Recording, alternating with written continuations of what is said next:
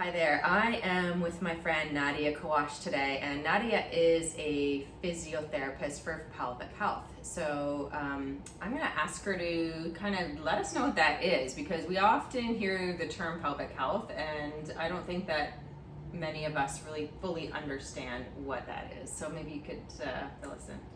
Yeah. Well, hi everyone.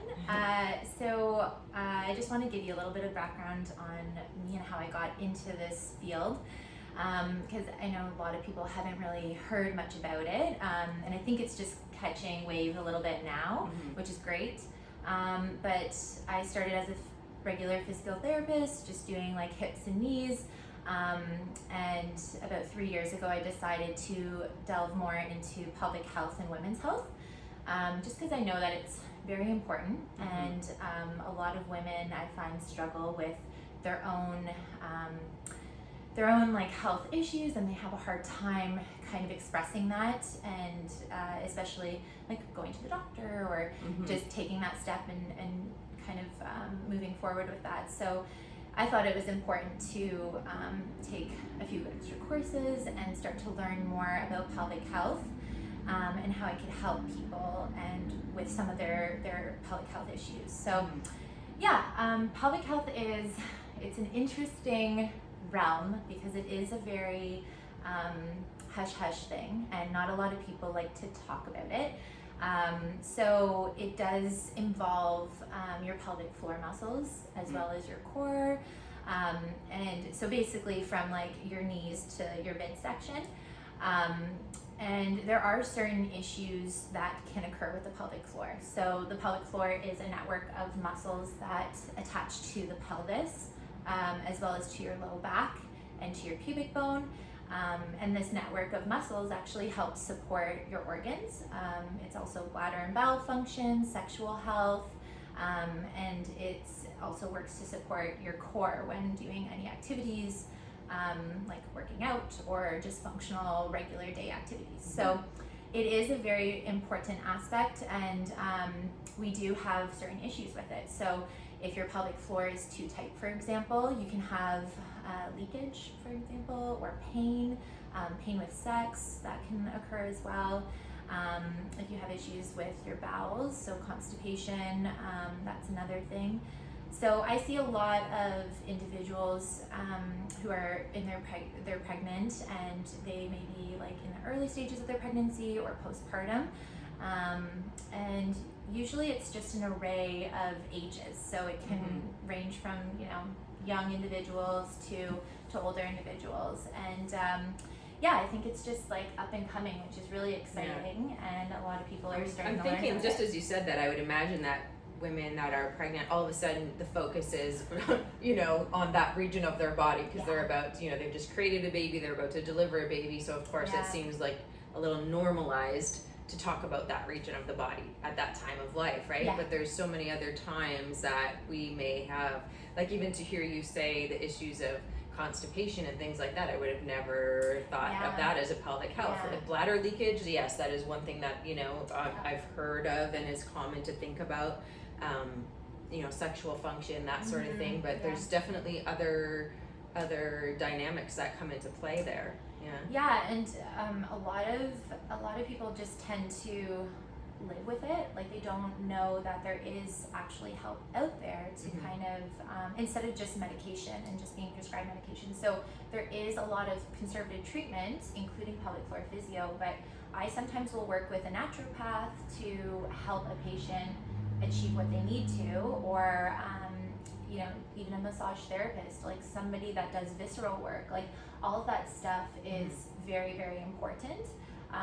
So it is kind of like it's almost like a holistic approach. You're not just looking at the pelvic floor and assessing the pelvic floor, you're also kind of looking at stress levels, and you're looking at what's their diet like, what are the fluids that they're taking in, how much fiber are they getting throughout the day, what's their exercise regime like. So there's a lot of different factors that kind of come into play, and as a physiotherapist, you have to look at all of it.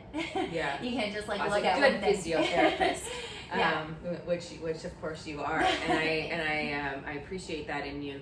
And I know that like for doing yoga obviously is something that you've heard, you know, over and over again in class, to engage the muscles of the pelvic floor, to do that gentle lifting action. You know, there's a lot of different ways and a lot of different cues that are used. So there are ways that you can teach people to improve the quality on their own, right? Through the movement. Yeah. We will cover that in another segment, some of the very specifics. But what could someone expect when they come and book an appointment with you? Like, what does an appointment look like? So with an appointment, it is pretty thorough. It's about an hour long, and sometimes in my appointments, I am just like sitting there and listening to the patient, because if there's a lot of general health history that I need to get through, I don't like to rush that. So I like to give the patient the opportunity to, you know, express like what's been going on, because they don't really get that opportunity too often with their doctor. They're kind of just in and out. And even more specifically with an OBGYN, right? An obstetrician gynecologist. Like, when my experience has always been like, you are literally allowed 4.2 minutes in the office, and you better have your question written down. Don't forget a single one, because you're not going to get back there again for a really long time. And that's not the most comforting way to go and talk about some of the most intimate parts of your body and experiences of your life. So you know, it's really cool that there's this new, I mean, it's not really new, but newly popular, I guess, avenue of being able to deal with those things. So and I think like even an hour is sometimes not long enough, but within that hour, I try to get a sense of where that person is at this point in time with stress levels, you know, again, what they're eating, what their exercise routine is like. And then general health stuff, any surgeries, anything that they've been through, whether they're related to their pelvic floor or not. Childbirth history, we also go through, you know, bladder, bowels, sexual function. So it is quite thorough. I think most individuals are scared about the internal component, because there is an internal vaginal exam. Sometimes there could be a rectal exam, depending on what the issues are.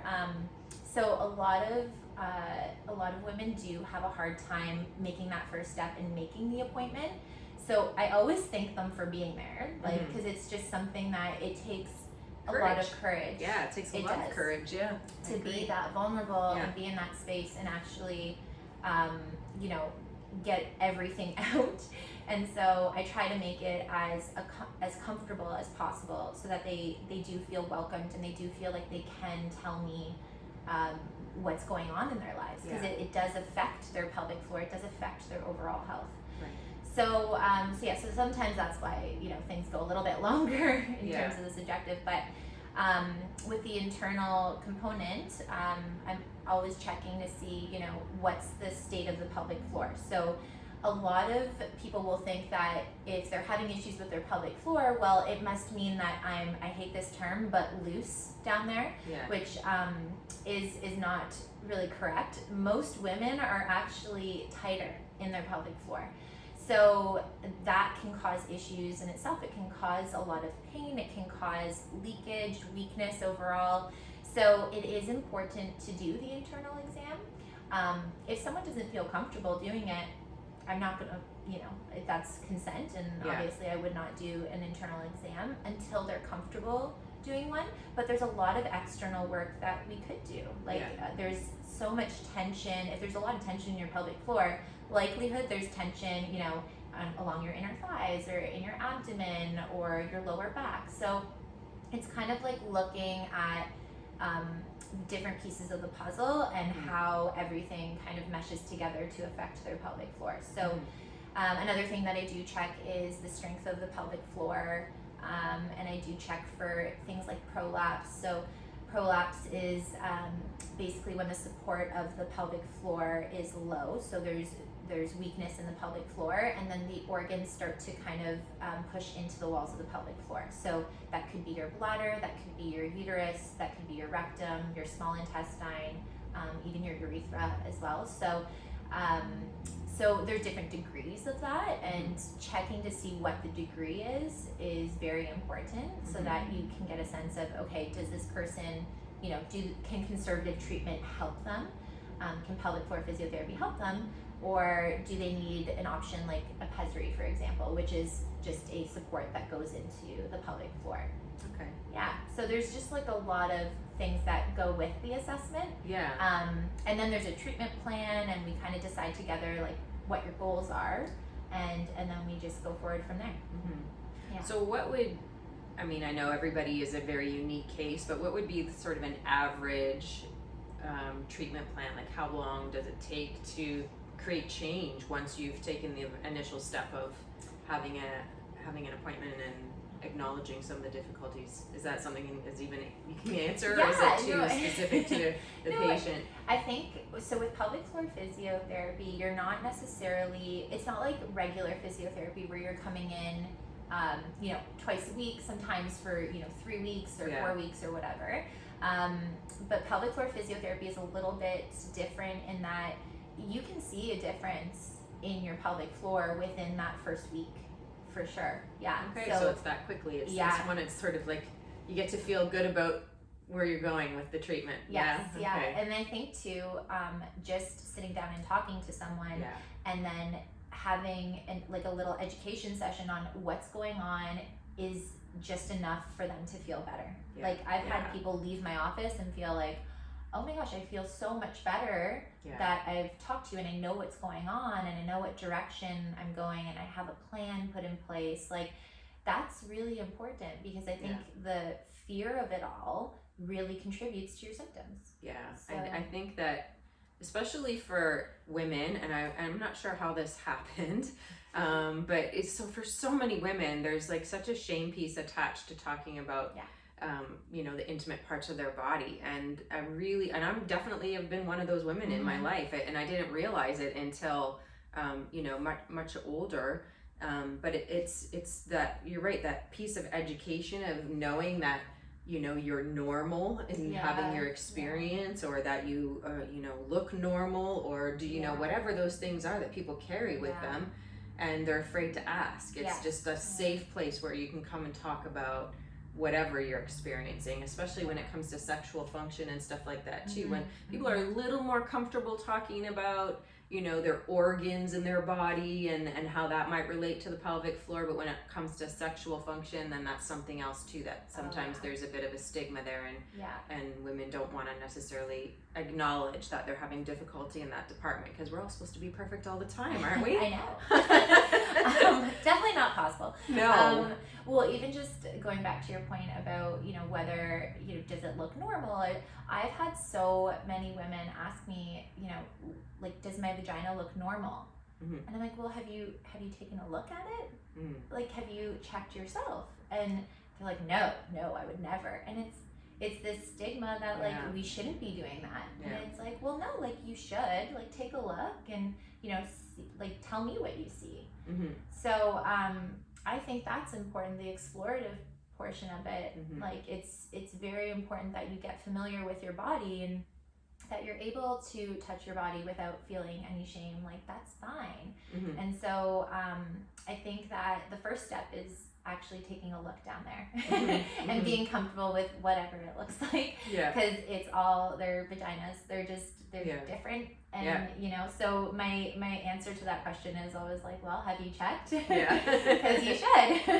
But see, then it always comes down to the comparison piece of it, right? Because I think as women, that's part of the issue, is that we all think we're supposed to look a certain way, and then if we do take a look and something looks different, then we right away, that even makes us feel less likely to share or talk about it, right? When what are we comparing to, something that is the standard, anything that you see on a computer or on a is always filtered and fixed and done and whatever, right? It's not actually real and natural, for one thing. So that if that's what we're choosing to compare to, then that's not realistic. It's not realistic, no. And that's where I think it is interesting to have a professional perspective that comes from a different place to say, it's seen a lot of them. I know. Legit, I've seen a lot of them. I mean, but it is fascinating to me because these are it's women of all age groups and Yeah. like in all different areas of their lives. And I think especially after having a child, things do change. They might look different after giving birth, you know, for a little while. And that's probably what, like, it does scare them to even think like my vagina looks different from, you know, before having a child. So like now if it looks different, like what, like it's just, they don't know how they're gonna feel about it. Right. And there's already so many changes and being a new mom, and like there's just a lot more challenges. So it's like one thing on their list again that they have to worry about. Right. And I'm there to confirm that it's okay, this does happen, and it will go back to, you know, whatever is. And so and even if it doesn't, that's okay, right? Because it's a stage of life, just like our skin changes, our hair changes, you know, gravity is just not our friend as we get older. Sometimes not, no. But it's all part of life, and it'll, you know, we have to embrace all of those things. But again, just to have someone who, with that base knowledge, to be able to make us feel a little bit more comfortable is awesome. So yeah, for sure. I guess that's kind of what I wanted to get out, and just to let people of all ages know, and women of all ages know. So not just as we were saying at the beginning, like when we're pregnant or in childbearing or trying to get pregnant or not wanting to get pregnant, or just sort of putting that framework around it, we tend to be a little more open. But you know, what about women that are younger, you know, and women that are older, that have never even talked to anyone about, you know, their pelvic region ever, you know, that this is something that they should just like feel more comfortable and maybe even, you know, be willing to explore just to, as a preventative way too, right? Instead of always waiting for the problem to arise and then coming up with, you know, what do I do about it?